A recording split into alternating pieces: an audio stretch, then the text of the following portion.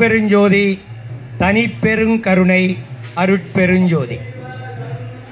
எல்லா உயிர்களும் இன்புற்று வாழ்க, வள்ளல் மலரடி வாழ்க வாழ்க. இங்கே நம்ம ஜோதி கோட்டீஸ்வரன் ஐயா அவர்கள் அருமையாக ஒழிவில் ஒடுக்கத்தை பற்றி எடுத்து சொன்னார்கள். தமிழரசி அம்மா அவர்கள் மிக சிறப்பான ஒரு ஆன்ம நேயத்தை பற்றி சொன்னாங்க. நம்ம அவங்க பேர் எனக்கு அறிவு பூர்ணிமா அவர்கள் அந்த அனுபவத்தை உணர்ச்சி பூர்வமாக எடுத்து சொன்னாங்க. இப்போ என்னுடைய நேரம்.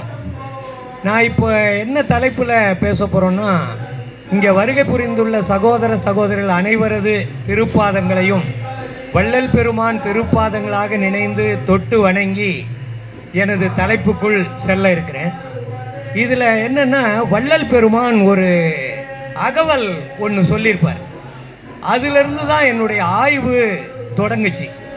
அது என்ன அகவல்னா, மூவரும் தேவரும் முத்தரும் சித்தரும் யாவரும் பெற்றிடா இயல் எனக்கு அளித்தனை அப்படின்றது தான் அகவலுடைய நிறைவு பகுதியில் வரும்.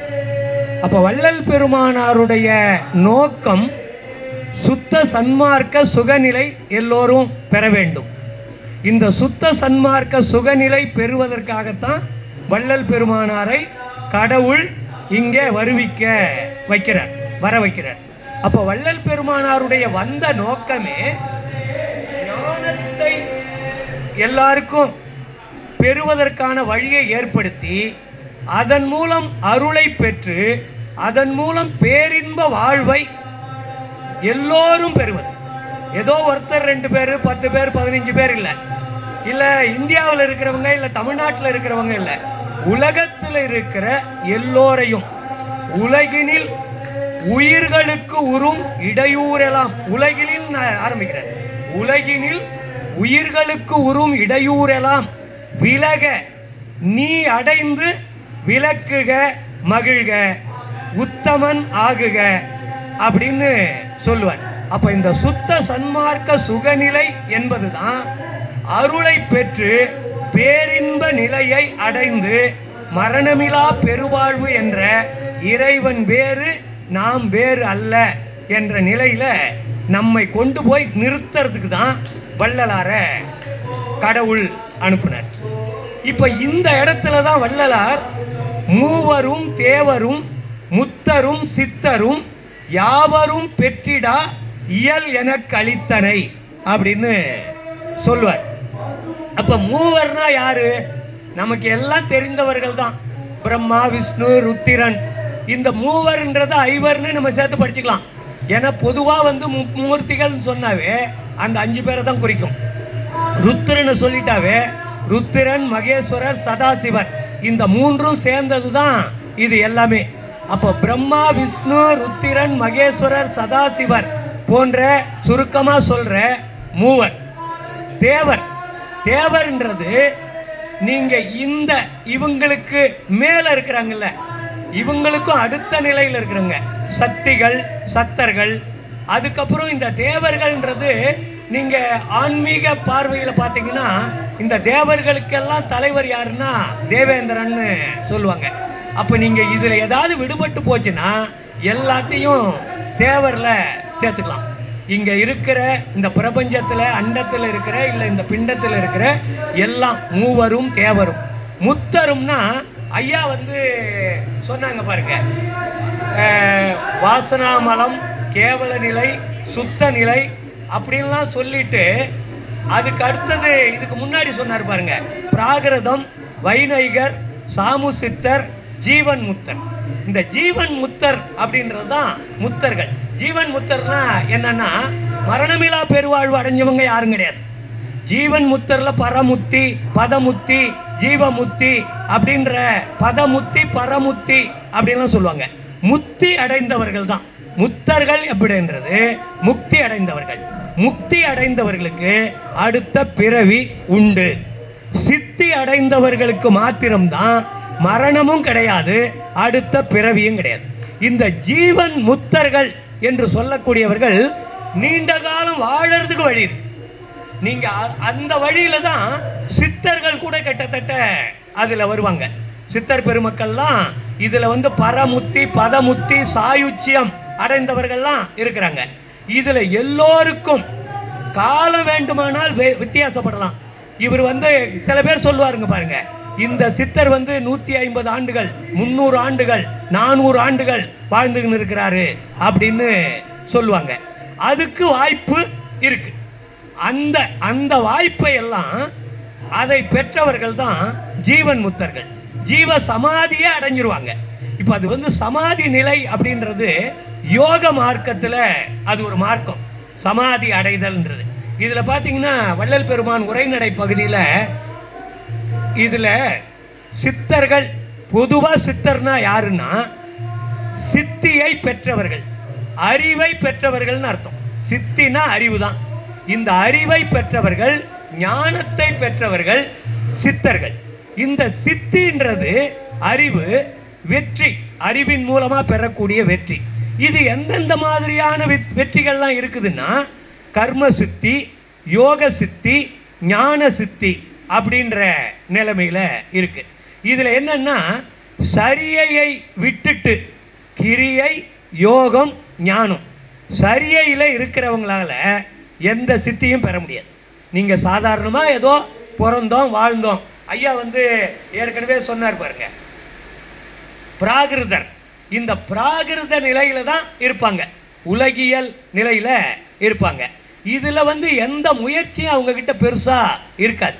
முயற்சி இருந்தாதான் வேலையே செய்ய முடியும். கிரியைன்றது ஒரு பணி, நாமளே எடுத்து செய்யக்கூடிய பணி.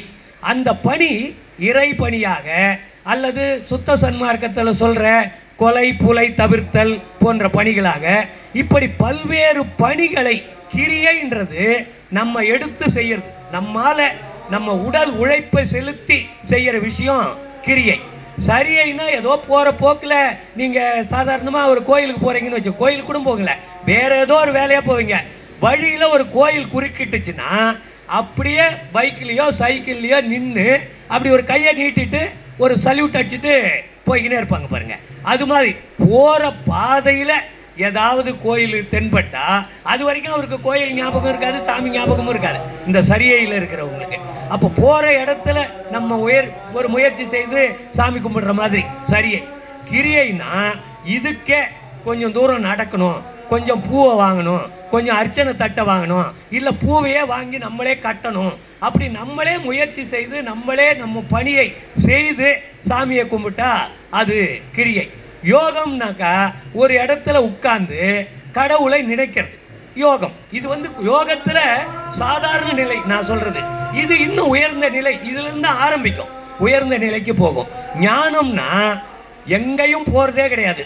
ஞானத்துல அறிவு கொண்டு வழிபாடுனா என்ன, அறிவுனா என்ன, கடவுள்னா என்ன, அறிவு வேற கடவுள் வேற இல்லை, அதுவும் நம்ம கிட்டயே தானே இருக்குது அப்படின்ற உணர்வை பெற்றுக்கொண்டால் அது ஞானம். அப்ப ஞானம் வந்துட்டா நீங்க இங்க சரியை கிரியை யோகத்துக்கு வேலையே கிடையாது. அதனால்தான் வள்ளல் பெருமான் நீங்க வரும்பொழுதே ஞானத்தோட வாங்க அப்படின்னு நமக்கு சுத்த சன்மார்க்கத்தில் சொல்றதுக்கு காரணமே, இந்த சரியையில் ஒரு 20-30 வருஷம், கிரியையில் ஒரு 30 வருஷம், யோகத்தில் ஒரு 10 வருஷம், இப்படிலாம் போச்சுன்னா நமக்கு காலம் போதாது.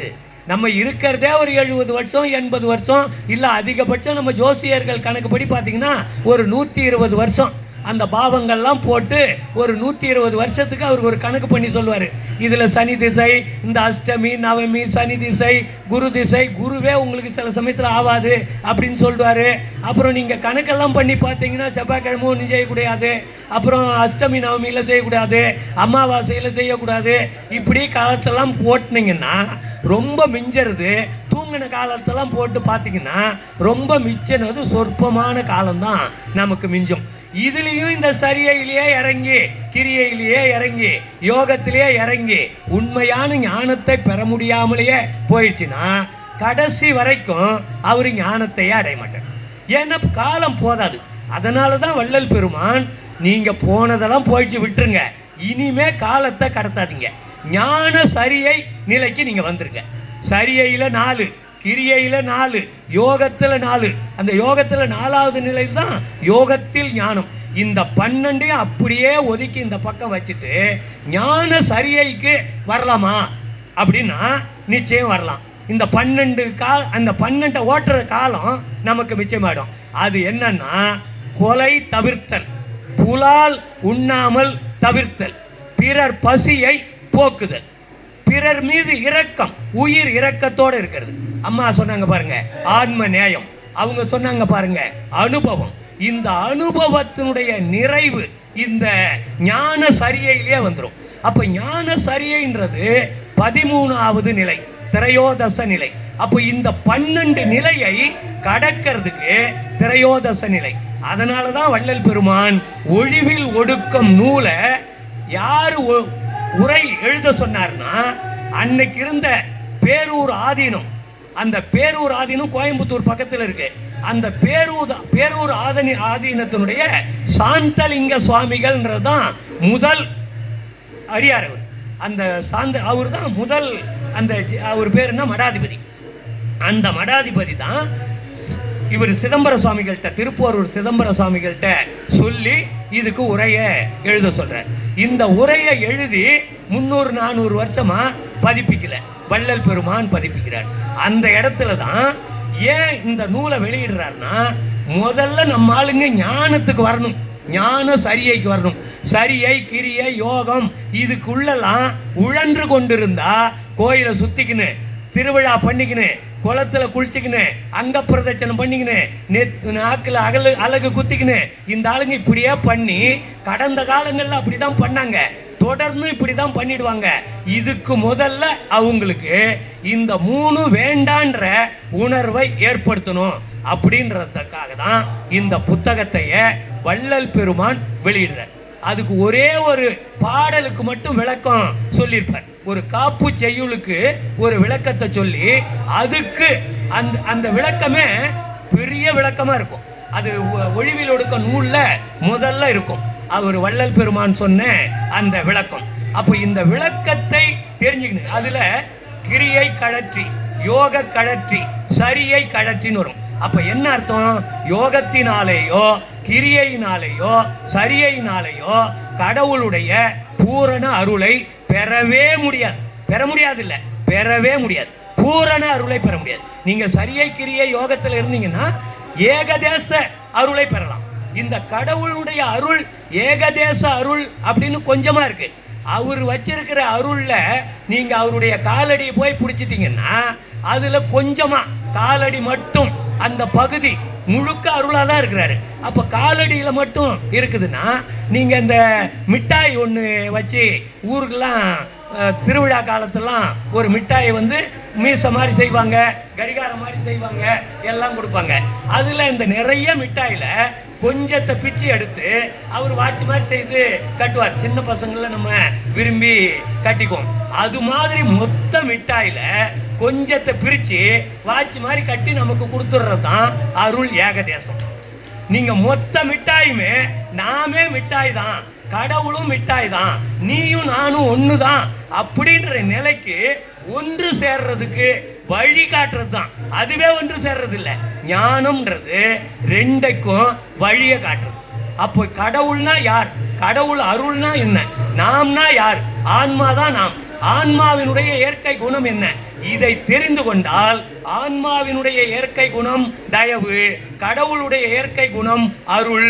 இந்த தயவை விருத்தி செய்ய செய்ய அந்த அருள் தானா காரியப்படும். அருள் காரியப்பட்டுடுச்சுன்னா அப்ப அருள் எங்க காரியப்படும்? அருள் பெறக்கூடிய நிலைக்கு இந்த உடலை பக்குவப்படுத்தி கொண்டா அருள் காரியப்படும். இப்ப இந்த அருள் காரியப்படுறதுக்கு சரியையில் இருந்தா காரியப்படாது, கிரியையில் இருந்தா காரியப்படவே படாது, யோகத்தில் இருந்தா சுத்தமா படாது. இப்ப இது என்னன்னா அறிவினுடைய முதிர்ச்சி தன்மை தான் வந்துகின்னு இருக்குது, சரியை கிரியை யோகம். ஆனா யோகம் வரைக்குமே கூட மூடம் உண்டாயிடுது. நீங்க தியானத்திலேயோ தபத்திலேயோ இருந்துகினே இருந்தா கடவுள் நம்பிக்கையே போயிடுன்றார் வள்ளலர். நீங்க கடவுளை பற்றிய அந்த அந்த சிந்தனை போயிடுது.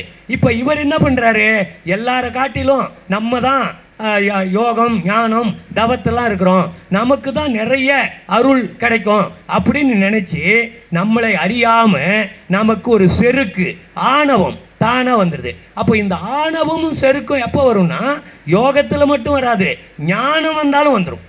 அதனால தான் அந்த அறிவு வந்தாலும் அது கூடவே சேர்த்து இந்த செருக்கும் வரும். அப்போ இந்த அந்த அறிவை விட வேண்டும், அந்த ஞானத்தையும் விட வேண்டும். அந்த ஞானத்தை பெற்றால்தான் அருள் கிடைக்கும். ஆனால் அந்த ஞானத்தை வச்சுக்கின்னு அந்த செருக்கோடு கூடிய ஞானத்தை வச்சிருந்தா அந்த அருளும் கிடைக்காது. அப்போ இந்த செருக்கையும் விட்டால் அந்த ஞானத்தையும் நாம் அற்று போய் விடுகிறோம். அதற்கு பிறகுதான் அருள். அதனால தான் வள்ளல் பெருமான் நீங்கள் கருங்குழி வடலூரில் தர்மசாலை ஞான சபை கட்டிட்டு அதுக்கப்புறம் அருள் சபை, எது சித்தி வளாகம்ன்றது தான் அருள் பெற்றது. ஞான சபை போதும், ஞானத்தோடு இருந்தால் போதும்னு நினைச்சிருந்தா சித்தி வளாகமே நமக்கு தேவையில்லை. அப்போ மேட்டுக்குப்பம் என்ற பகுதியே நமக்கு தேவையில்லை. அப்போ மேடான பகுதிக்கு, கருங்குழியிலிருந்து மேடான பகுதிக்கு போகணும்னா மேட்டுக்குப்பத்தை அடைந்தால்தான் அருள் கிடைக்கும். அப்போ மேட்டுக்குப்பத்தை நம்மகிட்ட மேட்டுக்குப்பம் எது? நம்முடைய புருவ மத்தி தான். இந்த மேட்டுக்குப்பத்தை அடையிறதுக்கு ஞானத்தை பெற்றால்தான் அந்த மேட்டுக்குப்பத்தையே அடைய முடியும். அதுக்கு முன்னாடி இருக்கிறது தான் சரியை கிரிய யோகம். அதுக்கப்புறம் நான் சொன்ன மாதிரி ஞானத்தையும் விடணும் போது இந்த சரியை கிரிய யோகம் ஞானத்தினாலும் ஒரு பிரயோஜனமும் கிடையாது. இது என்னன்னா ஆணவத்தோடு கூடிய ஞானத்தினால் ஒரு பிரயோஜனம் கிடையாது. அதனால தான் திருவள்ளுவர் சொல்லுவார், அறிவினால் ஆகுவது உண்டோ பிரிதின் நோய் தன்னோய் போல் போற்றா கடை அப்படின்வார். இன்னொருத்தருடைய துன்பத்தை நம்முடைய துன்பமாக நினைக்கவில்லை என்றால் இவனுக்கு அறிவு இருந்தாலும் ஒன்றுதான், இல்லை என்றாலும் ஒன்றுதான் அப்படின்றத திருவள்ளுவர் சொல்வார். அதைத்தான் வள்ளல் பெருமான் ஞானம் இருக்குதுன்னா ஞானம் பெறணும். இந்த ஞானம் ஜீவகாருண்யத்தோடு கூடிய ஞானமா இருக்கும். அப்ப அதனால தான் இது ஜீவகாருண்யம்னா பரோபகாரம், சத்விசாரம், பிறர் உயிர் இரக்கம்னா என்ன? பிறர் துன்பத்தை நம்முடைய துன்பமாக பார்த்தல், உணர்தல். அப்போ இங்க ஆணவமற்ற செருக்கற்ற ஞானம் வாய்க்கக்கூடியதா இருக்கு. அப்ப இந்த வழிமுறைகளை, இந்த ஞானத்தையும் பெற்று ஞானத்தையும் தத்தம் செய்துவிட்டு அதற்கு பிறகுதான் அருள் கிடைக்கும் என்பதை ஆணித்தரமாக வள்ளல் பெருமான் சொல்லியிருக்கிறார். இதைத்தான் இதற்கு முன்பு சித்தர்கள் சொல்லியிருக்கிறாங்க. சித்தர்கள் இது குறை சொல்றது இல்லை. 4 பெருமக்கள் இருக்கிறாங்க. நீங்க பாத்தீங்கன்னா இன்னைக்கு மொத்தம் 18 சித்தர்கள்னு சொல்லுவாங்க. 18 சித்தர்கள் மட்டுமா இருக்கிறாங்கன்னு பாத்தீங்கன்னா அது எடுத்தீங்கன்னா ஒரு 120 சித்தர்கள் இருக்கிறாங்க. நீங்க கடைசியா காஞ்சி பெரியவர், காமகோடி பீடாதிபதி ஜகத்குரு சங்கராச்சாரிய சந்திரசேகரேந்திர சுவாமிகள் உட்பட, கிருபானந்த வாரியார் உட்பட ஒரு 120 சித்தர்களை வரிசைப்படுத்தியிருக்கிறாங்க. இன்னொருத்தர் 18 சித்தர்கள் சொல்லியிருப்பாங்க, இன்னொருத்தர் 9 சித்தர்கள்னு சொல்லியிருப்பாங்க. இந்த சித்தர்கள் வகையிலே திருமூலரா 2-3 திருமூலர் இருக்கிறாங்க, திருவள்ளுவரா 2-3 திருவள்ளுவர் இருக்கிறாங்க. அப்போ இந்த சித்தர்கள் மரபுல இதுல ஒரு தெளிவான பார்வை நமக்கு கிடைக்காமல் இருக்குது. மொத்தம் எத்தனை பேர் தான்? ஆனா சித்தர்கள் ஒரு காலத்தோடு நின்று விடக்கூடியவர்கள் அல்ல, ஒவ்வொரு காலகட்டத்திலையும் உருவாகி கொண்டே இருப்பவர்கள் தான். அதனால தான் வள்ளலாரையும் ஞான சித்தராக போற்றுகிறவர்கள் நாம் எல்லாரும் தான். அப்போ இந்த நிலையில தான் நீங்க பொதுவா சித்தர்களுடைய பண்பு என்னன்னா கர்ம சித்தி, யோக சித்தி, ஞான சித்தி. இந்த கர்ம சித்தியிலன்றது அட்டாங்க யோகம், அட்டமா சித்திகள் இப்படி பண்ணுவாங்க. இது எல்லாமே சித்தர்கள் எல்லாம் யோகத்தின் மூலமாக பெறக்கூடியதா அவங்க சொல்லியிருக்கிறாங்க. அப்போ யோகத்தின் முக்கியத்துவத்தை உணர்ந்தவராக இருக்கிறாங்க. அதுல அனிமா, மகிமா, கரிமா, லகிமா, பிரார்த்தி, ஈசத்துவம், பிரகாமியம், வசித்துவம் அப்படின்னு 8 வகையான சித்திகள் இருக்கு. இது என்ன ஆகும்? ஒரு சின்ன பொருளை பெருசாக்கலாம். ஒரு சின்ன துரும்பு மாதிரி இருக்குதா, அதை மலை மாதிரி ஆக்கலாம். இன்னொன்று, ஒரு பெரிய மலை இருக்கா, அதை சின்ன ஒரு தூசி மாதிரி ஆக்க முடியும்.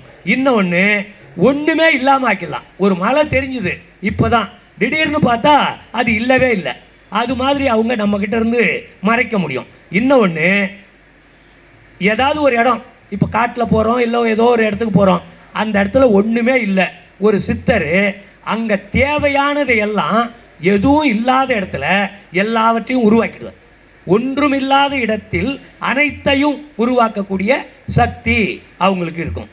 இன்னொன்று, அவங்க என்ன நினைக்கிறாங்களோ அதை பெறக்கூடிய சக்தி வரும். இன்னொன்று, குளிகை. இப்போ இந்த குளிகைன்னா தாயத்து கட்டுறோம் போகிறோம், அது மாதிரி ஒரு குளிகையில் நீங்கள் அந்த குளிகையை பெற்றுட்டாங்கன்னா இங்கேருந்து சீனாவுக்கு போயிடலாம், சீனாவிலேருந்து இங்கே வரலாம், இங்கேருந்து வெளிநாட்டுக்கு போயிடலாம். பரகாய பிரவேசம்னு சொல்லுவாங்க. அப்போ அது மாதிரி வெளியில் பறவை மாதிரி போய் வெளியில் போகலாம். அப்போ அதனால தான் அவங்க எந்த இடத்துல வேண்டாலும் எந்த கூடு விட்டு கூடு பாயலாம். அப்போ இந்த பிரகாமியம்ன்றது, பரகாய பிரவாசம்ன்றது, பரகாய பிரவேசம்ன்றது ஒரு காயத்தில், இந்த உடம்புல பிற உடம்புல போய் புகுந்து கொள்வது. அப்போ இது அதனால தான் திருமூலர்ன்றவர் இமயமலையிலேருந்து வந்துக்கின்னு இருக்கிறாரு. இங்கே மூலன்றவர் திருத்துறைப்பூண்டி அங்கே பக்கத்தில் ஒரு இடத்துல ஒருத்தர் மாடு பேச்சு இருக்கிறாரு, இறந்துட்டார். அவர் உடம்புல இவர் பூந்துக்குவார். அதுக்கப்புறம் தான் அந்த மூலன் பேரில் திருமூலர்னு ஆயிடுவார். அப்புறம் நிறைய பாடல், ஒரு வருஷத்துக்கு ஒரு பாடல்னு சொல்லி. ஆனால் இதை சித்தர்கள் வரிசையிலையும் வராரு, நாயன்மார்கள் வரிசையிலும் வராரு. கேட்டால் திருமூல நாயனார்னு ஒருத்தர் இருக்கிறாரு, அவர் வேறன்றாங்க சில பேர். இல்லை ரெண்டு பேரும் ஒன்று தான்றாங்க. நம்மளை பொறுத்த வரைக்கும் எப்பொருள் யார் யார் வாய் கேட்பினும் அப்பொருள் மெய்ப்பொருள் காண்பது அறிவு. அவர் யாராக இருந்தால் நமக்கு என்ன, அவங்களுடைய வரலாறு நமக்கு முக்கியம் இல்லை, அவங்க என்ன சொல்லியிருக்கிறாங்களோ அது முக்கியம் அப்படின்ற அடிப்படையில் நம்ம பார்த்துக்கணும். அதே மாதிரி எல்லோரும், திருவள்ளுவ நாயனார்னு ஒருத்தர் இருக்கிறாரு. திருவள்ளுவர் நமக்கு 1330 திருக்குறளை கொடுத்த திருவள்ளுவர் இருக்கிறாரு. இந்த சித்தர்கள் வரிசையில் திருவள்ளுவர் நாயனார்னு ஒருத்தர் வராரு. ஆனால் சில பேர் இவர் ரெண்டும் ஒன்றுன்றவங்க இருக்கிறாங்க, வேற இல்லைன்றவங்க. நம்ம தலைவர், நம்ம புலவர்களுக்கே உரிய தனித்தன்மையோடு ஏதாவது சண்டை போட்டுக்கிறதுக்குன்னா இவர் இல்லைன்னு ஒரு பாதி புலவர்கள், இவங்க தான்ன்றதுக்கு ஒரு பாதி புலவர்கள். நம்மளை மாதிரி நடுநிலையாளர்கள் நீங்கள் தனியாக ஓரம் போய் சண்டை போட்டுங்க, நாங்கள் 2 பேர் சொன்ன கருத்தை வச்சுக்கின்னு நாங்கள் முடிவு பண்ணிக்கிறோம் அப்படின்ற விஷயம்தான் நமக்கு. அப்படி இந்த ஈசத்துவம்ன்றது குளிகை வல்லபத்தால் வான் வழியாகவே எங்கே ஒன்றாலும் போயிடலாம். இந்த 8 இந்த அட்டமா சித்தின்றது, இந்த 8 சித்தி 8 வெற்றிகளை பெற்றவர்கள் தான் சித்தர்கள். அப்போ இந்த கர்ம சித்தி, யோக சித்தி, ஞான சித்தி கூடி, இது ஞான சித்தி வந்தாங்களா அப்படின்றது ஆய்வுக்குரியது. கர்ம சித்தி, யோக சித்தி இந்த 8ம் பெற்றாக்கா கர்ம சித்தியில் தேறிடலாம் நம்ம. இந்த 8 இது நீங்கள் அதாவது அது பேர் என்ன, கூடு விட்டு கூடு பாயிறது, வானத்திலேயே பிரவேசம் பண்ணுறது, இது எல்லாம் இந்த 8லேயே வருது. இது எல்லாம் எவ்வளவு நேரம் தாங்கும்னா 3.25 வருஷம். ஒருத்தர் இந்த சித்தியை கர்ம சித்தியா பெற்றுட்டார்னா அவர்கிட்ட அது 3.25 வருஷம் தங்கியிருக்கும். அதுக்கு மேலே அது மறந்துடும். அதுதான் வசித்துவம். 7 வகை தோற்றமாகிய தேவனும் மனுஷிய, நரக, மிருக, பட்சி, ஊர்வன, விருட்சம் முதலியவற்றை தன் வசம் படுத்துகிறது வசித்துவம். எல்லாரையும் வசியப்படுத்தலாம். நீங்கள் நிறைய வசியப்படுத்துறதுக்கு, அந்த காலத்தில் பெண்களை வசியப்படுத்துறதுக்கு, விரோதிகளை வசியப்படுத்துறதுக்கு, பெரிய பணக்காரர்களை வசியப்படுத்தி அந்த கொள்ளை அடிக்கிறதுக்கு, இது மாதிரி பண்ணவங்களும் இருக்கிறாங்க. இது கடவுளை வேண்டி தவம் பண்ணி இந்த கிரியையில் பெற்றது. இதை நல்லதுக்கும் பயன்படுத்தி இருக்கிறாங்க, கெடுதலுக்கும் பயன்படுத்தி. இந்த கர்ம சித்தி என்னன்னா தேகத்தை கல்ப சித்தி செய்து கொள்ளும். கற்ப சித்தின்றது, கல்ப சித்தினா கற்ப சித்தி. கற்பம்னா மருந்து. சித்தர்கள் எல்லாமே மூலிகையினால மருந்து செய்துவாங்க. இப்போ வள்ளல் பெருமானாருக்கும் இங்கேயும் என்ன வித்தியாசம்னா, எந்த மருந்தினாலும் மரணமிலா பெருவாழ்வை அடைய முடியாது, அடையக்கூடாது அப்படின்னு வள்ளல் பெருமான் சொல்லுவார். இது மருந்தினால் ஆகக்கூடியது இல்லை, ஒழுக்கத்தினால் ஆகக்கூடியது அப்படின்னு வள்ளலார் சொல்லுவாரு. அவங்க கற்பத்தினால் ஆக வேண்டியது. முப்பு சூத்திரம், கற்ப நூல் அப்படின்னு சித்தர்கள்லாம் நிறைய கற்ப நூல்கள் எழுதியிருப்பாங்க. இது எல்லாம் இந்த கற்பத்தை எப்படி செய்வது, இது அந்த கற்பம் இந்த கற்பம்னு ஏகப்பட்ட சித்த வைத்தியெல்லாம் பார்த்தீங்கன்னா இந்த கற்பங்கள் இருக்கும். இது எப்படி செய்தாலும் நீண்ட நாள் வாழ்வதற்கு, பல வருடங்கள் வாழ்வதற்கு வேண்டுமானால் பயன்படுமே ஒழிய மரணத்தை தவிர்த்து கொள்வதற்கு பயன்படாது. அப்போ ஜீவன் முத்தராக இருந்து ஜீவசமாதி அடைந்தாலும் கூட, ஜீவசமாதி அடைந்து, ஏன்னா நீங்கள் சமாதி நிலைக்கு போகிறத பற்றி சித்தர்கள் நிறைய சொல்லியிருப்பாங்க. ஆனால் வள்ளலார் என்ன சொல்றாரு, சமாதி பழக்கம் பழக்கம் அல்ல, சகஜ பழக்கமே சன்மார்க்க பழக்கம். அப்போ சகஜமா இருந்துக்கிறேன். அதனால்தான் நோகாமல் நோன்பேனை போல் நோற்றவர் எஞ்ஞான்றும் அப்படின்ற பாடல்ல சொல்வார். நோகாமல் நோன்பு. அப்போ சகஜமா இருந்ததுன்னா இயல்பா நம்ம எல்லாவற்றையும் பண்றது. இயல்பா பண்றது என்ன, எது எது சாத்தியமோ அதை மட்டும் பண்றது. சாத்தியம் இல்லாத விஷயத்துக்கு போறது கிடையாது. மரணமிலா பெருவாழ்வே சாத்தியம் அப்படின்னு சொன்னவர் வள்ளலார். அப்ப இதை விட சாத்தியத்துக்கு வேற எங்க போகணும்? மரணமிலா பெருவாழ்வே சாத்தியம்னா அப்ப நம்ம கிட்ட சாத்தியப்படாததுன்னு ஒண்ணுமே கிடையாது. அதனால்தான் வள்ளல் பெருமான் சொல்றாரு, எல்லாம் செயல் கூடும் என்னானை அம்பலத்தே எல்லாம் வல்லான் தனையே ஏத்து. அப்போ வள்ளலார் நெறிப்படி நாம் செயல்பட்டோமேயானால் எல்லாம் செயல்கூடும். அப்போ இந்த இடத்துல இது கர்ம சித்தி 3.25 வருஷம் இது அவங்க கிட்ட செல்லுபடி ஆகும். இந்த 8 சித்திகளை பெறதே எங்க, அதாவது கூடு விட்டு கூடு பாயிற அளவுக்கு சக்தியை பெற்றா கூட 3.25 வருஷம் தான். அப்புறம் திரும்பவும் அவங்க உட்கார்ந்து திரும்பவும் அந்த ஆற்றலை வர வச்சுக்கின்னு திரும்பவும் 3.25 வருஷம் பண்ணி அதை பண்ணிக்கிட்டு இருக்கும். இதுக்காக தான் இது வந்து கால விரயம் அப்படின்றாரு வள்ளல் பெருமான். இன்னொன்று யோக சித்தி. யோக சித்தினாவும் இது வந்து 8 சித்தி தான். கர்ம சித்தியில 8 சித்தி. யோக சித்தினா என்ன, 64 சித்தி. இந்த 64 சித்தி அப்படின்னாக்கா இதுல ஏற்கனவே இந்த 8 இருக்குல்ல, இந்த 8ல 8 64 அவ்வளவும் இது எல்லாமே இவங்க கிட்டையும் இருக்கும். இந்த 64ல எல்லா கல்ப தேகினா உடம்ப கல்லு மாதிரி கற்ப மூலிகையை வச்சு உடம்ப கல்லு மாதிரி வச்சுக்கிறது. அவங்க வந்து எவ்வளவு காலம் இருக்க முடியுமோ எவ்வளவு காலம் இருக்கலாம், 12 வருஷம் முதல் 108 வருஷத்திற்குள் இருக்க முடியும். இவ்வளவு கல்பதேகம், இவ்வளவு கர்ம சித்தி, யோக சித்தி எல்லாம் செய்தாலும் அதிகபட்சம் 108 வருஷம். அவர் சமாதிக்குள்ளேயே இருந்தாருன்னு வச்சுக்கோங்க, 108 வருஷம் தான். சமாதியில் கூட அவருக்கு மூச்சு அந்த சுவாசம் இருக்கும். நீங்கள் திறந்து பார்த்தீங்கன்னா கண்ணை திறந்து பார்க்கலாம், எல்லாம் வாய்ப்பு இருக்கும்.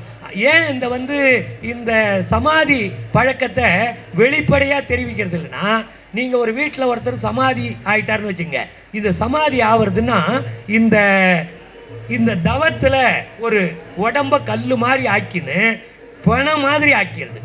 இப்போ நீங்கள் வீட்டில் வச்சுருந்தீங்கன்னு வச்சுங்க, இவர் எத்தனை வருஷம் பணம் மாதிரி வச்சுருப்பாங்க அவங்க வீட்டில். இவங்களே கொஞ்ச நாள் கழிச்சு ஒரு ஹாஸ்பிட்டலுக்கு கொண்டு போனாங்கன்னு வச்சுங்க, டாக்டருக்கு உயிர் போயிடுச்சுன்றோம். அப்புறம் எடுத்து புதைக்கிற வேண்டியது எரிக்க வேண்டியது ஆகிடும். அப்போ அதுக்காக தான் யாருக்கும் தெரியாத ஒரு இடத்துல ரொம்ப நம்பிக்கையான ஆளுங்க கிட்ட மட்டும் சொல்லிட்டு அவங்க அந்த இடத்துல சமாதிக்கு போயிடுவாங்க. அப்போ இதுவும் ஒரு சில பேர் சமாதியிலேருந்து எழுந்து வந்திருக்கிறவங்களுக்கான ஆதாரங்களும் இருக்குது. சில பேர் வந்திருக்கிறாங்க, சில பேர் அதோடவே போய் சேர்ந்தவங்களும் இருப்பாங்க. நம்ம நம்பிக்கைன்னு இருக்கணும். இப்போ என்ன ஆயிடுச்சுன்னா, சாதாரணமாக இறந்து போனவங்களை கூட ஜீவ சமாதியில் தான் இருக்கிறாருன்னு நம்மளே சொல்லிக்கின்னு இருக்கிறோம். நம்ம எதிரில் தான் அவர் டாக்டர்கிட்ட போயிருப்பார், நம்ம எதிரில் தான் போஸ்ட்மார்ட்டமே பண்ணியிருப்பாங்க, அவரை கொண்டு புதைச்சிருப்பாங்க. ஆனால் நம்மளே அவர் ஜீவ சமாதி. இப்போ எல்லா சமாதியும் ஜீவ சமாதி தான். ஒரு சமாதி கூட சாதாரண மரணத்தில் அடைஞ்சு சமாதி கிடையாது, ஜீவ சமாதி தான். நீங்கள் அதனால் என்னென்னா, நம்ம ஞானிகள் அருளாளர்கள் இருந்தாங்க, அவங்களுக்கு எல்லாருக்கும் மரணம் உண்டு. ஏன்னா இதனுடைய யோக சித்தியை 64 சித்திகளை பெற்றாலும் 108 வருஷத்திற்குள் அவங்க நிறைய பேரை உயிரோடு கூட ஆக்குவாங்க. செத்து போகிறாங்கன்னு வச்சுங்க, அவங்கள பார்த்துட்டு உயிரை ஆக்குவாங்க. ஆனால் அவரும் கொஞ்ச நாளில் செத்து போயிடுவார், அது வேற விஷயம்.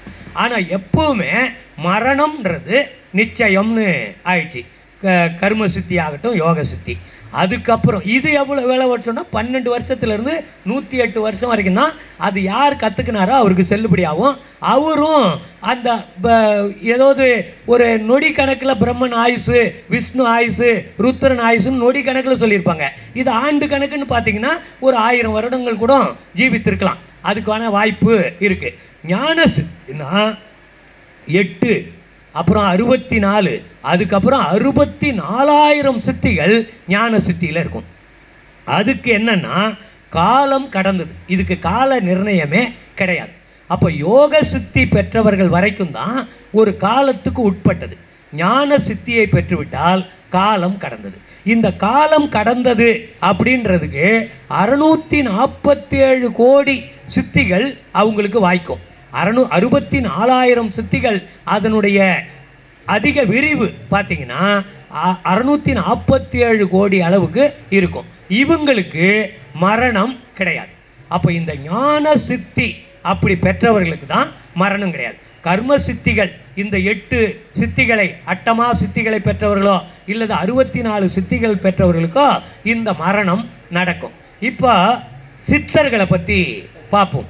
இந்த மூவர் அப்படின்ற இந்த மூவரும் தேவரும் முத்தரும் சித்தரும் யாவரும் பெற்றிடா இயல் எனக்கு அளித்தனின்றார். இந்த இடத்துல இந்த மூவர் தேவர் முத்தர் சித்தர் இதில் எல்லாத்தையும் சேர்க்காம சில பேர் விட்டுட்டாலும் யாவரும் பெற்றிடா, இதுக்கப்புறம் எல்லாரும் வேறு யாராக இருந்தாலும் யாவரும் பெற்றிடா இயல் எனக்கு அளித்தனை. என்ன அப்படிப்பட்ட இயல் கடவுள் கொடுத்திருக்கிறாரு? சாகா கலைநிலை தழைத்திடு வெளியில் அங்கிருந்து வந்தவர் வள்ளல் பெருமான். அப்போ இந்த சாகா கலைநிலை தழைக்கிற வெளியிலிருந்து வந்ததுனால்தான் உலகத்திலேயே முதல் முறையாக சாகாமல் இருக்க முடியும் அப்படின்னு அவர் சொல்றார். அப்போ முதல்ல சொல்றவர் சாகாமல் இருக்க முடியும். எப்படி சொல்லணும்? சாகாமல் இருக்க முடியும்னு சொன்னார். அதுக்கான வழிவகைகளை சொன்னார். அந்த வழிவகைகளை கடைபிடிச்சார். அதில் நிரூபித்து காட்டினார். கருங்குழியிலிருந்து மேட்டுக்குப்பத்துக்கு போன ஒருத்தர் வள்ளல் பெருமான் தானே.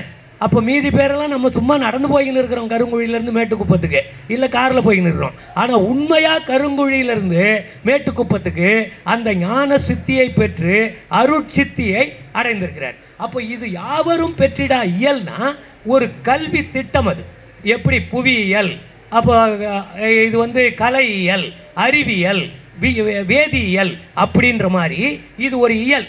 யாவரும் பெற்றிடா இயல்னா இதுதான் சாகா கலை இயல். அப்போ இந்த சாகா கலை இயலை ஒரு பாடத்திட்டமாகவே கடவுள் இவர்கிட்ட கொடுத்து இவர் அனுப்புகிறார். இப்போ மீதி பேர்கிட்ட சாகா கலை பற்றி பேசலையான்னா பேசியிருக்கிறாங்க. எல்லாருக்கும் விருப்பம் இருந்திருக்கு. நீங்கள் இந்த சித்தர்கள் 18 சித்தர்கள், திருமூலர் ஒரு சித்தர் தான். அவர் கொல்லாமை புலால் உண்ணாமை எல்லாம் பேசியிருக்கிறாரு. பிறர் பசியை போக்கணுன்றத சொல்லியிருக்கிறார். ஆனால் ஆக்கை நிலையாமையை சொல்லியிருக்கிறார். யாக்கை நிலையாமையை சொல்லிட்டார்னாவே அவர் மரணத்தை ஒத்துக்கினார்னு அர்த்தம். திருவள்ளுவர் நேற்றிருந்தவன் இன்றைக்கு இல்லை என்ற சிறப்பு உடைத்து இந்த உலகம் அப்படின்னாவே இறப்பை அவர் ஒத்துக்கினார்னு சொன்னோம். அவரும் ஜீவகாருண்யத்தை பேசியிருக்கிறார். அவரும் நீங்கள் புலால் மறுத்தல், கொலை மறுத்தல், அற்றார் அழிபசி தீர்த்தல் திருவள்ளுவர் பேசியிருக்கிறார். ஆனால் யாக்கை நிலையாமை பேசியிருக்கிறார். அப்போ யாக்கை நிலையாமையை சொல்லுவதற்கு முதல்ல வந்த ஞானி யாருன்னா வள்ளல் பெருமான் மாத்திரம்தான். இதற்கு முன்னாடி வரைக்கும் இந்த யாக்கையை நிலைக்க வைக்க வேண்டும் என்ற ஆசை இருந்திருக்கு. எல்லாருக்கும் ஆசை இருக்கு. இன்னைக்கும் இருக்குது, அன்னைக்கும் இருந்திருக்கு. அந்த ஆசையை வெளிப்படுத்துறதுக்கு சித்தர்கள் பின்னாடி வள்ளல் பெருமானாருக்கு முற்பட்ட காலத்தில் என்ன நடக்குதுன்னா சித்தர்கள் வராங்க. சித்தர்கள் வந்த உடனே என்ன நடக்குது? நிறைய சித்தர்கள் நம்மள மாதிரியே இருந்திருக்கிறாங்க. சாதாரண சரியை கிரியையிலேயே இருந்திருக்கிறாங்க.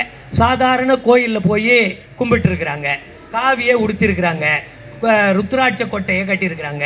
நெற்றி நிறைய விபூதி அடைஞ்சிருக்கிறாங்க. ஒரு சமய அடையாளத்தோட இருந்திருக்கிறாங்க.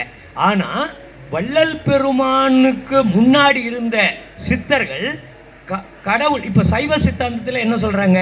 கடவுள் நிலைகள் 9 நிலைகளை சொல்கிறாங்க. அதாவது பிரம்மா, விஷ்ணு, ருத்திரன், மகேஸ்வரர், சதாசிவம், விந்து, நாதம், பரவிந்து, பரநாதம், இந்த 9. இந்த 9ஐயும் என்ன சொல்கிறாங்கன்னா 9ம் சதாசிவம் தான் அப்படின்னு சொல்கிறாங்க. அப்போ நிறைய சித்தர்களும் இந்த சதாசிவத்தை ஏற்றுக்கிறவங்களா இருக்கிறாங்க. ஆனால் அதில் அவங்கக்கிட்ட இருக்கிற பெரிய சிறப்பு என்னென்னா இந்த சதாசிவத்தை தேடி நீங்கள் எங்கேயும் வெளியில் போவீங்கள, அந்த சதாசிவம் லிங்கமாக நம்முடைய புருவ மத்தியிலேயே இருக்கிறது அப்படின்னு சொல்லுவாங்க. லிங்கமாக இருக்கிறதுன்னு சொன்னவர்கள் சித்தர்கள், ஜோதி வடிவமாக இருக்கிறதுன்னு சொன்னவர் வள்ளலர். இதுதான் அங்கே வித்தியாசம். நீங்கள் இப்போ கோட்டீஸ்வரன் ஐயா இருக்கிறாரு. இவருக்கு ஒரு அடையாளம் இருக்கு. இவர் எல்லோருக்கும் அறிந்த, எல்லோரையும் விட உயர்ந்த ஞானம் அடைந்தவர்.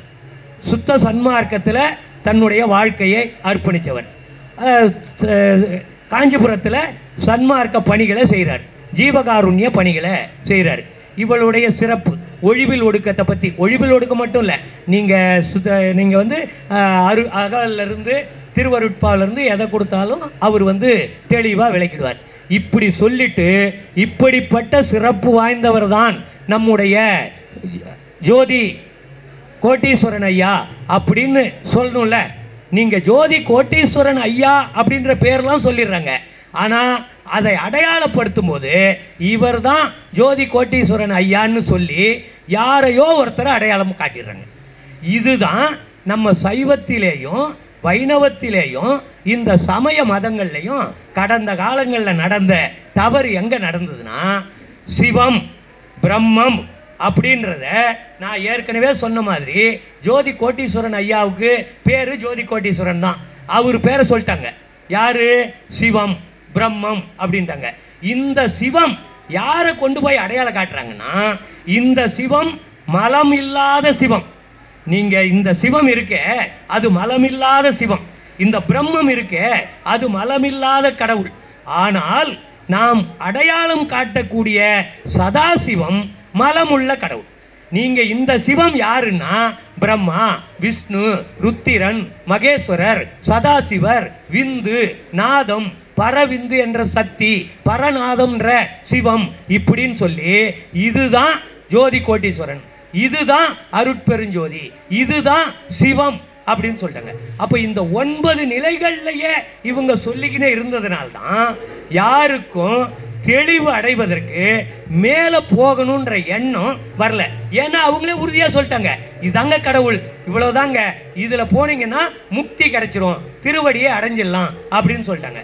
ஆனால் இதில் சித்தர்களும் அதற்கு பிறகு வள்ளலாரும் தான் இந்த நிலையிலேயே இருந்தால் மரணத்தை தவிர்த்து கொள்ள முடியாது, கடவுளுடைய பூரண அருளை பெற்றுக்கொள்ள முடியாது அப்படின்னு சொல்லி அதுக்கு அடுத்த நிலையை நமக்கு சித்தர்களும் வள்ளலாரும் தெரிவிக்கிறாங்க.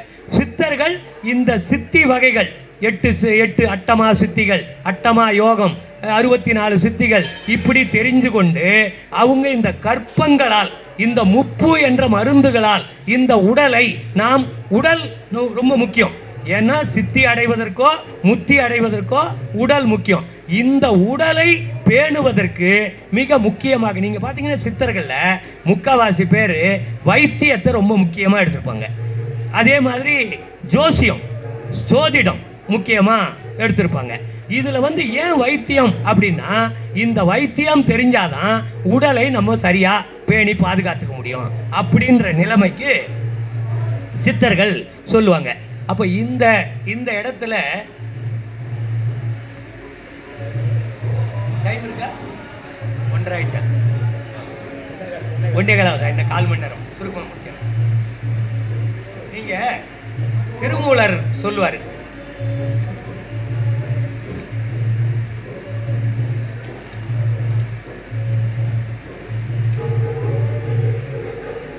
உடம்பினை முன்னம் இழுக்கென்று இருந்தேன், உடம்பினுக்குள்ளே உருபொருள் கண்டேன், உடம்பிலே உத்தமன் கோயில் கொண்டான் என்று உடம்பினை யானிருந்து ஓம்புகின்றேனே.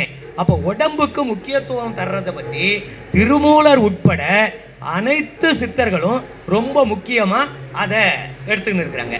வள்ளல் பெருமானாரும் உடம்புக்கு முக்கியத்துவம் தரணும். ஆனால் இந்த உடம்புக்கு முக்கியத்துவம் தரணுன்ற பேரில் முப்பு சூத்திரத்தை, நிறைய உப்புன்றது மருந்து, இதை வந்து உப்புன்ற மூலமாகவும் இந்த கற்ப மூலிகைகள் மூலமாகவும் உடம்பை பாதுகாக்கிறது.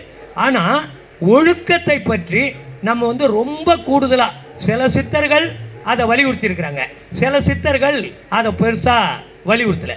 நீங்கள் போகர்லாம் பார்த்தீங்கன்னா பேர்லேருந்தே தெரிஞ்சுக்கும், அவர் பெண் போகம் அதிகமாக உள்ளவர். அவர் வந்து ஒரு பெண்ணை போய் பார்த்துட்டு அவங்க கூடவே சீனாவுக்கு போயிடுவார். அதுக்கப்புறம் புலிப்பாணி சித்தர் அவருடைய சீடர், அவர் போய் என்ன, இவர் பெரிய ஞானி, இவருக்கு அவ்வளவு திறமை இருக்குது, இந்த திறமை வீணாயிடக்கூடாது அப்படின்னு சொல்லிட்டு அவரை சைனாவுக்கு போயிட்டு அவரை கூப்பிட்டுக்கின்னு வர்றார். இப்படி சித்தர்கள் வந்து நீங்கள் அதே மாதிரி கருவூர் சித்தர் கரூர் சித்தருக்கும் பெண்கள் தொடர்பு இருக்கும். இதை வந்து அவங்க ஒரு பெருசாக நினச்சிக்கிறது இல்லை. அது குறையாக சொல்ல. இது அந்த காலத்தில் இருக்கிற நிலை. இது வந்து இயல்பான உணர்வு தானே. இப்போ ஆண்கள் பெண்கள் அது ஞானிகளாக இருக்கட்டும் யாராக இருக்கட்டும் அது ஒரு இயல்பான. ஆனால் இதை வந்து வள்ளல் பெருமான் காலத்தில் மிக முக்கியமாக போக்கிக் கொள்ள வேண்டியதில் எதையெல்லாம் வள்ளல் பெருமான் சொன்னாரோ புலை கொலை தவிர்த்தல் அப்படின்றதுல அவங்க கரெக்டாக இருந்திருக்கிறாங்க. இன்னொருத்தர் சிவவாக்கியர் வந்து புலை கொலை தவிர்த்தல்ல கூட அவ்வளோவா சரியா இல்லை. அவர் என்ன சொல்லுவார், மீன் இறைச்சி சாப்பிட்லாம், மாட்டு இறைச்சியை சாப்பிட்லாம்.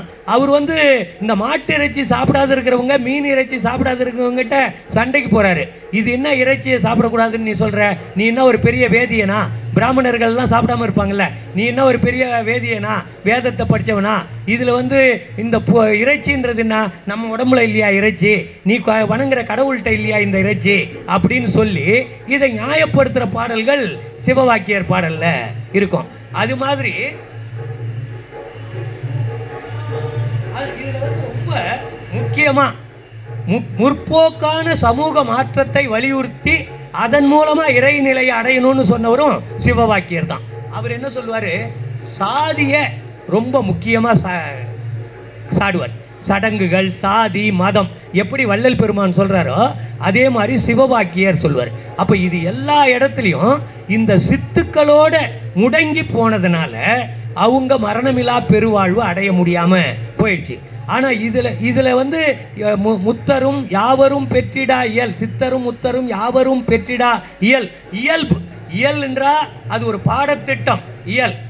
இயல்புன்றது அந்த இயல்பை எனக்கு கொடுத்துட்டேன், இயல்பாகவே நம்ம செய்யறது அதுவும் எனக்கு கொடுத்துட்டேன்னு வள்ளல் பெருமான் சொல்லுவார். அப்போ இந்த சாதியாவது ஏதடா சலம் திரண்ட நீரலோ பூதவாசல் ஒன்றலோ பூதம் ஐந்தும் ஒன்றலோ காதில் வாளி கம்பி பாடக பொன் ஒன்றலோ சாதி பேதம் ஓதுகின்ற தன்மை என்ன தன்மையோ எல்லாம் ஒன்றேன்றது தான் அவர் சொல்லுவார். அப்போ என்னன்னா சாதின்றது என்ன இருக்குது, சாதியாவது ஏதடா. இப்போ ஜலம் இருக்குது, நீர், குளத்தில் இருந்தாலும் அது நீர் தான், குட்டையில் இருந்தாலும் நீர் தான், ஆற்றுல இருந்தாலும் நீர் தான், போர் போட்டு அதை வெளியில் எடுத்தாலும் நீர் தான். இது வந்து போரு, இது வந்து குளம், இது குட்டைன்னு இல்லை, எல்லாத்துக்கும் நீர்னு தான் பேர். அதே மாதிரி தான் சாதி பூதவாசல் ஒன்றலும். நீங்கள் பூதம் இருக்கு, ஐம்பெரும் பூதம் இருக்கு, பொதுவாக அது எல்லாம் பூதம் தான், பஞ்சபூதம் தான். நீங்கள் இதை வந்து தனித்தனியாக பிரித்து பார்க்குறதில்ல. அதே மாதிரி தான் காதில் போடுறாங்க, கம்பி குத்தினாலும் கம்பியை காதில் குத்துவாங்க, வாளி மாதிரி ஒரு செய்தி போடுவாங்க, வாளி கம்பி, காதில் வாளி கம்பி, பாடக பொண்ணுன்னு. இந்த பாடகம்னு இந்த தொல்லை காது போட்டு பெருசாக போடுவாங்க, அது தொங்கிக்கினே இருக்கும், அது வந்து பாடகம், பாடக பொண்ணுன்றோம். இதில் எது போட்டாலும் அதுக்கு ஒரே பேர் தான், காதணி, காதில் அணிகிற ஒரு உறுப்பு, ஒரு பொருள். அப்போது சாதி பேதம் ஓதுகின்ற தன்மை என்ன தன்மையே. அப்போ ஜாதி மட்டும் எல்லாம் மனுஷன் தானே, இவன் இந்த சாதி அந்த சாதின்னு எங்கே பிரிக்கிற, கடவுளால் படைக்கப்பட்ட அனைவரும் மனிதர்கள், இதில் நீ ஏன் இந்த பிரிக்கிற அப்படின்னு சிவவாக்கியர் சொல்லுவார். அதுக்கு அடுத்தது இன்னொன்று சொல்லுவார், கோயிலாவது ஏதடா குளங்களாவது ஏதடா, கோயிலும் குளங்களும் கும்பிடும் குலாமரே, கோயிலும் மனத்துளே குளங்களும் மனத்துளே ஆவதும் அழிவதும் இல்லை இல்லை இல்லையே அப்படின்ற. அப்போ நம்முடைய மனசுக்குள்ள தான் கோயில் தெய்வம் எல்லாம் இருக்கு. இந்த விஷயம் கடவுள் உள்ள இருக்கிறார், நமக்குள்ளே தான் கடவுள் இருக்கிறார் அப்படின்றத மிக வலியுறுத்தியது சித்தர்கள் தான். இதுக்கு முன்னாடி வெளியில் தேடிக்கிட்டு இருந்தாங்க, சித்தர்கள் வந்த நிலை. அதனால்தான் இவங்க வாழை குமரி அப்படின்ற கடவுளை கும்பிடுவாங்க, மனோன்மணி அப்படின்ற கடவுளை கும்பிடுவாங்க. அப்படின்னா அது ஒன்றும் இல்லை, சக்தி வழிபாடு. அப்போ இந்த சக்தி வழிபாட்டில் தான் இருப்பாங்க. இதில் ஆணி பொன்னம்பல காட்சியில் பல படிநிலைகளை கடந்து அருட்பெருஞ்சோதி நிலை அடையிறத பற்றி சொல்லுவார். அதில் ஒரு 15 16வது நிலையில் தான் இந்த பெண் தெய்வமாக இருக்கிற சக்தி வரும். அப்போ இந்த சக்தி நிலையில், அதனால தான் நீங்கள் மலேசியாவில் தர்மலிங்க சுவாமின்னு ஒருத்தர் இருக்கிறார். அவர் வந்து சித்தர்கள் ஆய்வில் ரொம்ப கடை தேர்னவர், ரொம்ப நல்லா ஆய்வு பண்ணியிருப்பார். அவர் என்ன சொல்லுவார், வள்ளல் பெருமான் அடைந்த நிலை ஈர் எண்ணிலை என இயம்பு மேல்நிலையில் பூரண சுகமாய் அமர்ந்த பொருந்திய அப்படின்னு சொல்லுவார். அப்போது மெய்ப்பொருளே அப்படின்வார். அப்போ இந்த 16வது நிலைகளுக்கு முந்தைய நிலை அதுதான் சித்தர்கள் நிலை அப்படின்னு தர்மலிங்க சுவாமிகள் சொல்வார். அவர் மொத்த நிலையை 15 நிலை, 14வது நிலையில சித்தர் நிலைகள்னு தர்மலிங்க சுவாமி அவர்கள் சொல்வார். இந்த 16 நிலைகளை காட்டிலும் அதற்கும் அடுத்த நிலை, அடுத்த நிலையில் அடுத்தடுத்த நிலைகள் இருக்கு. நீங்க ரொம்ப கணக்கு பண்ணி பார்த்தீங்கன்னா 22, 23, 24, 25 நிலைகள் கூட போகுது. அப்ப ஈர் எண்ணிலை என இயம்பு மேல்நிலையில் பூரண சுகமாய் பொருந்து மெய்ப்பொருளேன்னா மேல்நிலைன்ட்டார். இதுக்கு அடுத்த 17வது நிலைன்னு அவர் சொல்ல, இதற்கும் மேல்நிலை, இதுக்கப்புறம் எங்கே இருக்குதுன்றதான். அதனால் இப்போ நிறைய இடத்துல 14வது, நீங்கள் மலேசியாவுக்கு நான் இப்போ சமீபத்தில் போயிருந்தேன். அப்போ அங்கே இருக்கிற சன்மார்க்கிகள்லாம் நம்ம எப்படியாவது 13வது நிலையில் போயிடணும், 13வது நிலை தான் உயர்ந்த நிலைன்னு நினச்சிக்கின்னு இருக்கிறாங்க. அதே மாதிரி தர்மலிங்க சுவாமி அவர்கள் 14வது நிலை உயர்ந்த நிலைன்னு நினைச்சோம். 15வது நிலை தான் உயர்ந்த நிலை, வள்ளலார் கண்ட நிலைன்றாங்க. வள்ளலார் கண்ட நிலை 16 நிலைகளுக்கும் அப்பால் இருக்கிறது. விந்து நாதம் பரவிந்து பரநாதம், அதுக்கப்புறம் சுத்த விந்து சுத்தநாதம், சுத்த பரம் சுத்த பரநாதம், இப்படின்னு இந்த சுத்தப்படுத்திக்கினே போகும்பொழுது அது கிட்டத்தட்ட அந்த நிலைகள்லாம் ரொம்ப அதிகமாக இருக்குது. ஆனால் அப்படி எப்படிப்பட்ட நிலையாக இருந்தாலும் நோகாமல் அதை அடைய முடியும் அப்படின்றத எளிமையான வழியையும் வள்ளல் பெருமான் தெரிவித்துவார். இப்போ இதில் எல்லாம் கோயில் ஆவது ஏதடா, குளங்கள் ஆவது ஏதடா, எல்லாமே நம்ம கிட்டையே இருக்குது அப்படின்ற விஷயத்தை சிவவாக்கியர் சொல்வார். இன்னைக்கு சிவவாக்கியரோட நிறுத்திக்கலாம். இந்த சித்தர்கள் நிறைய இருக்கு, அதில் சிவவாக்கியரோட நிறுத்திடுவோம். நீங்கள் அவர் சொல்கிறார் புலால் சாப்பிடலான்றதுக்கு ஒரு கருத்து வர மாதிரி இருக்கு பாருங்க. புலால் புலால் புலாலதென்று பேதமைகள் பேசுறீர், புலாலை விட்டு எம்பிரான் பிரிந்திருந்தது எங்கனே. அந்த புலால்லையும் கடவுள் இருக்கிறாருன்றார். புலாலுமாய் பிதற்றுமாய் பேருலாவும் தானுமாய் புலாலிலே முளைத்தெழுந்த பித்தன் காணும் அத்தனே. அப்படின்னா என்ன அர்த்தம்னா, புலால் அப்படின்றத நீங்கள் சொல்லிக்கின்னு இருக்கிற இந்த வேதம் ஓதன பிராமணர்கள் இதை எதிர்க்க வேண்டியதில்லை, அவங்க சாப்பிடாம இருக்கிறாங்க, அவங்க சாப்பிட வேணான்றாங்க. அவர் அவங்க மேலே உள்ள வெறுப்பில் இந்த புலால் எப்படி வருது, ஒரு உயிரை கொன்றதுனால்தானே வருகிறது அப்படின்ற உணர்வு வந்துட்டா இதை. ஆனால் இவர் இன்னொரு பாடலில் என்ன சொல்கிறாரு, கோயிலில் போய் தெய்வங்களுக்கு உயிர்கொலை, இந்த அது பேருனா பலி, உயிர் பலி இடக்கூடாதுன்ற ஒரு பாடலில் சொல்கிறேன். அப்போ இதை உயிர் பலி இடக்கூடாதுன்னு சொல்கிறாரு. ஆனால் புலால் அப்படின்ற விஷயத்தையும் சொல்கிறார். புலாலிலே முளைத்தெழுந்த பித்தன் காணும் புலாலுமாய் பிதற்றுமாய் பேருலாவும் தானுமாய். அப்படி இந்த புலாலை தவிர்க்கிறது அது பிராமணர்களுக்காக அதை சொல்லிடுவார். அதுக்கப்புறம் மீனிறைச்சி தின்றதில்லை அன்றும் இன்றும் வேதியர், மீனிருக்கும் நீரலோ மூழ்குவதும் குடிப்பதும், மானிறைச்சி தின்றதில்லை அன்றும் இன்றும் வேதியர், மானுரித்த தோலலோ மார்பு நூல் அணிவதும். இப்போ இதில் இந்த மார்பு நூல் பூநூல் போட்டிருப்பாங்க பாருங்க. அப்போ இந்த மானிலிருந்து எடுத்து போட்டிருக்கிறாங்க போலது அந்த காலத்தில். நம்ம தான் இப்போ நூலில் போட்டிருக்கிறோம். அப்போ அந்த காலத்தில் மான்லேருந்து செய்த ஏதோ ஒரு இழையை எடுத்து போட்டிருக்கிறாங்க. அப்போ மீன் இறைச்சி செய்ய நீ சாப்பிட்றதில்ல, ஆனால் மீன் இருக்கிற நீரை எடுத்து குளத்தில் நீர் எடுத்து சாப்பிட்ற. அப்போது மான் இறைச்சி சாப்பிட்றதில்ல, ஆனால் நீ மான்லேருந்து இப்படி போட்டிருக்கிற அப்படின்னு இந்த வேதம் கூட பார்க்கக்கூடாதுன்னு தான் அவர் சொல்கிறார். வேதம் பார்க்கக்கூடாதுன்ற இடத்துல மறைமுகமாக உயிர் இரக்கம் இல்லாமல் போய்விடுகுதே, அதை தான் வள்ளல் பெருமான் அடுத்த காலகட்டத்தில் இதையும் திருத்தவர இந்த இடத்துல ஏற்கனவே சித்தர்கள், அதனால்தான் அந்த இயல்பு வள்ளலாருக்கு வருது. அப்போ ஏற்கனவே இருக்கிறது, இவங்க மேலே யாருக்கும் எந்த கருத்து வேறுபாடு கிடையாது, மரியாதையின்மை யாருக்கும் கிடையாது, மரியாதைகளாக இருக்குது. சித்தர்கள் மட்டும் இல்லைன்னா இந்த அளவுக்கு கூட ஒரு முன்னேற்றம் வந்திருக்காது. அடுத்தது பார்த்தீங்கன்னா, ஆட்டிறைச்சி தின்றதில்லை அன்றும் இன்றும் வேதியர், ஆட்டிறைச்சி அல்லவோ யாகம் நீங்கள் ஆற்றலே, மாட்டிறைச்சி தின்றதில்லை அன்றும் இன்றும் வேதியர், மாட்டிறைச்சி அல்லவோ மரக்கறிக்கு இடுவது. இப்போ இது என்னன்னா, நீ சாப்பிடல ஆட்டு இறைச்சியை, ஆனால் இந்த ஆட்டு இறைச்சியை நீ சாப்பிடாம இருக்கிற, ஆனால் நீ யாகம் வளர்க்குற, இந்த யாகத்தில் ஆட்டை உயிரோடு தூக்கி போட்டு யாகம் வளர்க்குற. அப்போ இந்த ஆட்டு இறைச்சி அங்கே உங்களுக்கு சாதகமாக இருக்குதா அப்படின்னு கேட்குறாரு. மாட்டு இறைச்சி நீ சாப்பிட்றதில்ல, ஆனால் மாட்டிறைச்சி அல்லவோ, இந்த மாட்டு இறைச்சியை சாப்பிட்டீங்கன்னா நீங்கள் நிறைய இடத்துல செடி கொடிகளுக்கெல்லாம் இதை கீழே போட்டுருவாங்க தூக்கி, அது உரமாயிடுது. அதுலேருந்து உரமாய் தான் நமக்கு செடி கொடி காய்கனி எல்லாம் கிடைக்குது. அப்போ அதை சாப்பிடலாமா அப்படின்னு அவர் இந்த ஒரு பிராமண எதிர்ப்பு அவர்கிட்ட ரொம்ப மேலோங்கி இருக்கிறத நம்மளால் பார்க்க முடியுது.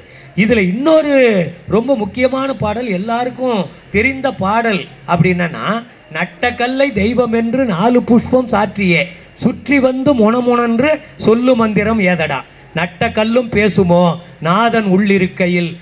அதில் இன்னொரு வரி தான் ரொம்ப முக்கியம், சுட்ட சட்டி சட்டுவம் கரிச்சுவை அறியுமோ அப்படின்னு ஒரு அருமையான பாடல். இந்த இவர் சிவவாக்கியர் பாடல்ல ரொம்ப அருமையான பாடல். இதில் என்னன்னா, சும்மா ஒரு கல்லை நட்டுட்டு அதில் நீங்கள் வந்து 4 புஷ்பத்தை பூவெல்லாம் போட்டு ஏதோ அர்ச்சனை பண்ணி சுற்றி வந்து முணன்று மந்திரம், நீங்கள் வந்து தேவாரம் திருவாசகம் எது வேணாலும் பாடலாம். இப்படி பாடிட்டு சொல்லு மந்திரம் ஏதடா, நட்ட கல்லும் பேசுமோ. நீ அதுக்கிட்ட என்ன, இதெல்லாம் வந்து சரியை கிரியையில் தான் வரும். இந்த சரியை கிரியையினால் ஒன்றும் ஆகாதுன்றதுக்கு தான் இதை சொல்கிறார். அப்போ ஞானம் எது? நமக்குள்ளேயே இறைவன் இருக்கிறான். நமக்குள்ள இறைவனை நாம் உணர்ந்து நம்முள்ளே இருக்கிற மேட்டுக்குப்பத்துக்கு நாம் போக வேண்டும், போக முடியும்ன்ற உணர்தல் தான் ஞானம். அப்போ இந்த சுற்றி வந்து முணமுணன்று சொல்லு மந்திரம் ஏதடா, நட்ட கல்லும் பேசுமோ நாதன் உள்ளிருக்கையில், சுட்ட சட்டி சட்டுவம் கரிச்சுவை அறியுமோன்னா, ஒரு சட்டியில் தான் நம்ம வந்து குழம்பு வைக்கிறோம், பொரியல் வைக்கிறோம், விதவிதமான சுவையாக செய்து கொடுக்குறோங்கள. இது எல்லாமே இந்த சட்டிக்கும் அந்த சுவை தெரியாது. அதில் கிண்டனம் பாருங்க, சட்டுவம்னா அகப்பை, இந்த அகப்பைக்கும் தெரியாது. நீங்கள் அது எல்லாம் நம்ம அந்த மாதிரி தான் இந்த வீணா ருசியை தெரிஞ்சிக்காம சட்டியாகவும் ருசியை தெரிஞ்சிக்காம அகப்பையாகவும் தான் நம்ம இருக்கிறோம். ஏன்னா நம்மக்கிட்ட ஒரு நல்ல உணவு அமுதமே இருக்குது. இதை விட பெரிய உணவு யார் செய்திட முடியும்? அமுதமே நம்மக்கிட்ட இருக்குது. ஆனால் இந்த அமுதத்தினுடைய அந்த இதை வந்து நம்ம அமுதத்தினுடைய சூட்சுமத்தையோ அமுதத்தையே நம்ம பெற்றிருக்கிறோமே அப்படின்ற நிலைமையோ. இன்னும் எவ்வளோ நேரம் இருக்குது? ஆயிடுச்சா? அப்போது இந்த நம்மக்கிட்ட இருக்கிற அமுதத்தின் சுவையையோ தெரிந்து கொள்ளாமல் அதை வந்து பாத்திரம் இருக்குது, நம்ம பாத்திரமாக இருக்கிறோம், நம்மக்கிட்ட இருக்கிற கின்ற அகப்பை இருக்குது. இதுதான் சிந்தனை. இந்த சிந்தனையையும் வைத்துக்கொண்டு இந்த பாத்திரத்தையும் இந்த உடல் இந்த இந்திரியங்கள் என்ற உடம்பையும் வச்சுக்கணும், எந்த பிரயோஜனமும் இல்லை. அதனால்தான் இந்த சட்டி ஞான சட்டியாக மாறணும், இந்த அகப்பை ஞான கருவியாக. இதுக்கு தான் இந்திரிய ஒழுக்கம், கரண ஒழுக்கம். இப்படி ஆகும் பொழுது நாம் சித்தர்கள் வழியிலிருந்து அடுத்த நிலையில் வள்ளல் பெருமான் சொன்ன இந்த உயிர் இரக்கத்தோடு கூடிய ஞானம். அதனால்தான் அந்த அறிவு தான் பிறர் துன்பத்தை நம்முடைய துன்பமாக அறியும் அறிவாக இருக்கும் என்று இந்த அளவிலே சொல்லி, இது ஒரு தொடர் சொற்பொழிவாக தொடர்ந்து ஒவ்வொரு மாதமும் இந்த சித்தர் நெறியும் சன்மார்க்க நெறியும் என்பதை பற்றி விரிவாக சிந்திப்போம் என்று சொல்லி நிறைவு செய்கிறேன். நன்றி, வணக்கம்.